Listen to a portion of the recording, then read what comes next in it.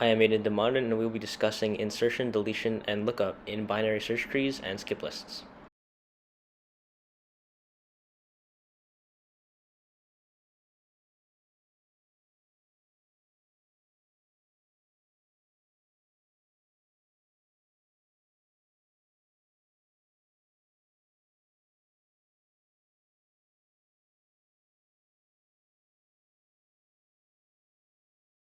Our task is to insert 10, and the process we'll basically be taking is we're going to start at the negative infinity on the top left corner, and we're going to look at the number or the node directly to the right of that and compare that number to 10, seeing if it is less than or equal to 10. If it is, then we move to that node to the right. If it is not, then we move down. Once we cannot move down any more nodes, that is, the node directly to the bottom is like a null node, then we know that the 10 has to be placed to the right of whatever node we're on. So we start at the top left negative infinity. The one to the right of that is 20, which is not less than or equal to 10, so we move down. The one to the right of that negative infinity is 20 still, which is not less than or equal to negative 10, so we move down.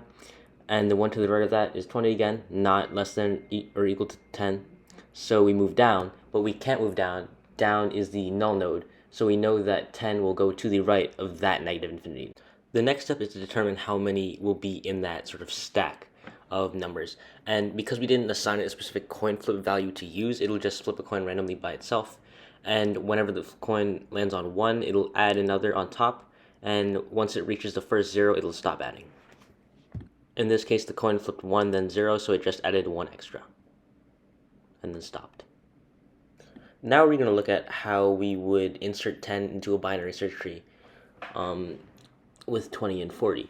So the general process will be we will look at a parent node, compare that to the number we want to insert.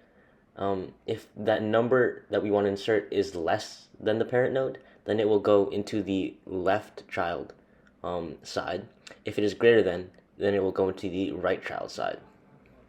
And we will do this starting with the root node. In this case, the number we want to insert, 10, is less than the root node, 20, so it will go on the left child side. Because there is nothing occupying the left child side, then we can just place 10 in the left child side. It will be the left child of 20, the root node. And because in binary search trees, each value can only appear once, we don't have to flip coins to determine the frequency of the number.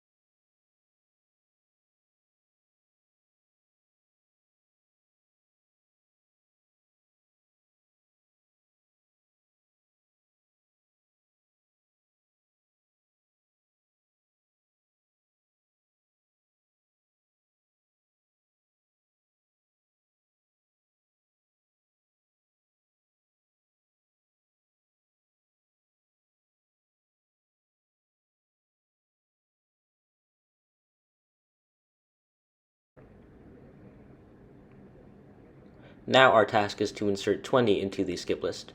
And this time we're given a coin flip specified, so we don't have to let it randomize it by itself. But we will follow the same process as before, starting at the top left infinity, comparing to the right node, seeing if that right node is greater than the value we want to insert. And if it is, then we move to the node to the bottom and repeat the process. Once we reach a node where moving to the right would result in a value that is greater than the value we want to insert, but we have no bottom node to move to, then we know we're on the node to the right of which we would place the node we want to insert. We start at the top left negative infinity, and the number to the right of that positive infinity is greater than 20, so we move down. Now we're at this negative infinity, and the number to the right of that is 5, which is less than 20, so we move to the right. And we will keep moving right because the numbers continue to be less than 20. That is until we reach 10. The number to the right of 10 is 40, which is greater than 20, so we don't move to the right, we move down instead.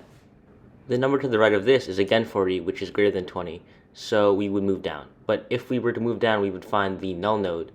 In other words, we can't move down anymore, so we know that we're on the node that has the node we want to insert as its right neighbor. So we insert 20 to the right of this 10 node.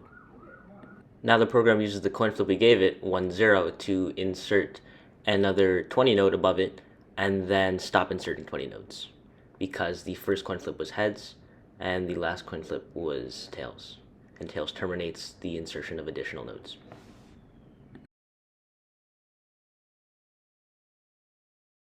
In the binary tree, we'll compare 20 to the root node, 10. 20 is greater than 10, so we'll go in the right subtree. 20 is less than 40, so we'll go in the left subtree of 40. 20 is equal to 20, so we'll go in the right subtree of 20.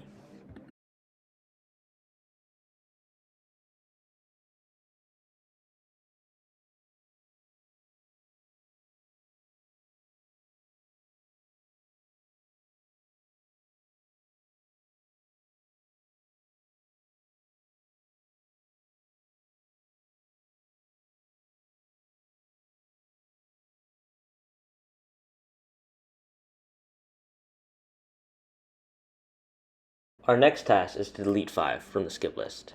We will do this by first searching for where the 5 in the skip list is, and then deleting every instance of 5 in that stack.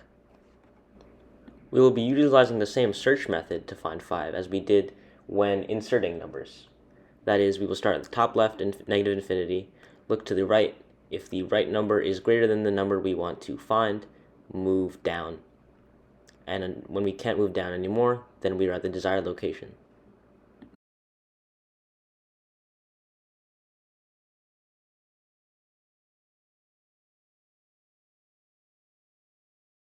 We can't move down anymore, so we have found our 5, and we will delete everything in that stack. To delete 5 in the binary tree, we will follow the same general approach, which is first finding the 5 and then deleting it. We will find the 5 using the same search method as we used in binary trees when inserting numbers. So we compare 5 to the root node, which is 10, and then because 5 is less than 10, we look in the left side of the left child side, or the left subtree of 10, and we find it right there, and we delete it.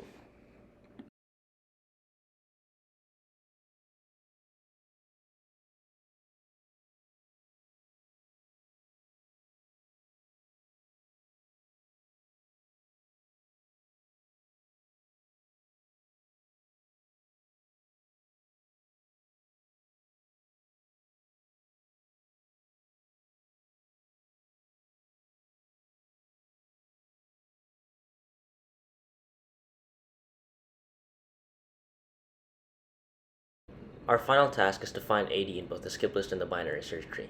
In the skip list, the method is very similar to what we've been doing when we were inserting and deleting.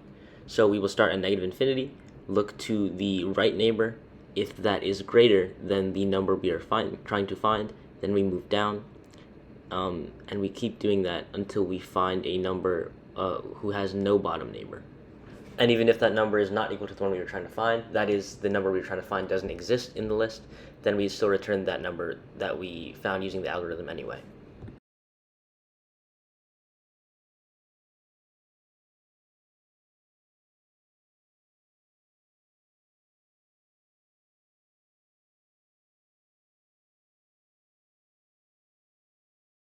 In the binary tree, whenever we look at a node, we will compare that node's value to the value of the number we are trying to find. And if that node's value is greater than the value we're trying to find, we look at the left subtree of that node, and if it is less than the value we're trying to find, then we look at the right subtree of that node. And we keep going until we cannot proceed any further. We reach a leaf node, or we reach the node we are trying to find. So we start that process on this binary search tree starting at the root node.